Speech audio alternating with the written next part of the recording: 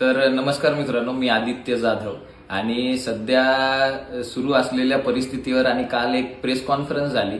त्या press conference मध्ये जे काही घडलं त्यावर मला वामनदादा कर्डक यांच्या कवितेच्या 2 ओळी आठवतात. त्यांचं म्हणणं असं असतं की संघटना हजार झाल्या, नेते हजार झाले, कुणा म्हणावे आपुले, चेहरे हजार झाले. तर बंजारा समाजाच्या आम्ही काही मुलांनी एक आवाज उठवला, ज्यामध्ये आमची काही समाजाची जी काही नाराजी झाली होती सेवालाल महाराज यांच्या जयंतीवर झालेल्या वक्तव्याबद्दल. तर त्यासाठी आम्ही आवाज उचलला आणि आमच्या बंजारा समाजातल्या काही संघटना या काल एकत्रित झाल्या आणि ते आम्हा मुलांच्या विरोधात गेले.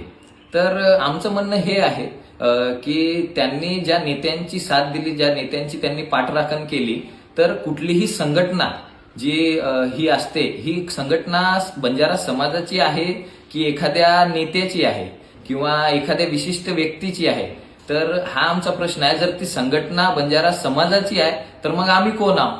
आम्ही बंजारा नाहीत का? या प्रश्नाचं उत्तर तुम्ही आम्हाला दिलं पाहिजे. जर तुम्ही समाजासाठी काम करता, या संघटनेतले जे कोणी लोक आहेत, या लोकांनी हे जर समाजासाठी काम करतात, तर या लोकांनी आम्हाला याचं उत्तर द्यावं की आम्ही जर समाजाचे आहोत तर मग तुम्ही आम्हाला भेटायला का नाही आले? तुम्ही त्यांचीच सरळ पाठराखण कशी केली? आमच्याजवळ तुम्ही का नाही आले? आम्हाला विचारपूस का केली नाही? आम्हाला तुम्ही बसवायचं होतं, विचारायचं होतं.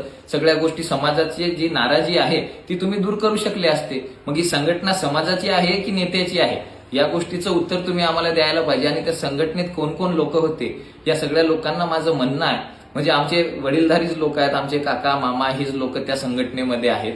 या सगळ्या संघटनेच्या लोकांना मला एक विनंतीपूर्वक, आदरपूर्वक असं जाहीर आव्हान करायचं आहे की या संघटनेच्या प्रत्येक लोकांनी आपले एक प्रतिनिधी निवडा तुम्ही. आणि प्रतिनिधी निवडल्यानंतर एक कुठल्याही महाराष्ट्रातल्या कुठल्याही न्यूज चॅनलवर एक डिबेट तुम्ही आमच्यासोबत करा. एकीकडे मी राहील त्या 50-50 मुलांचं प्रतिनिधित्व करायला आणि बाकीकडे तुम्ही राहा.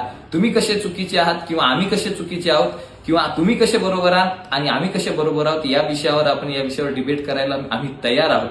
पण ही संघटना खरंच समाजाची आहे का, हा आम्हाला आज प्रश्न पडलेला आहे. राहिला विषय 50-50 मुलांचा की 50-50 मुलांनी सकल समाज होत नाही, तर मला हेच सांगायचं आहे, संघटना जरी लाखो लोकांची असली पण ती समाजहिताचं जर कार्य करत नसेल आणि एकटा माणूस तो जर त्या समाजहिताचा विचार करत असेल तर ती संघटना कुठेही काही कामी नसते. पण तो त्या एकट्या माणसाचे विचार खूप महत्वाचे असतात.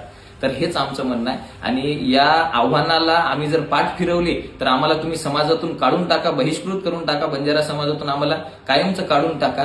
ही शिक्षा सुद्धा आम्ही भोगायला तयार आहोत.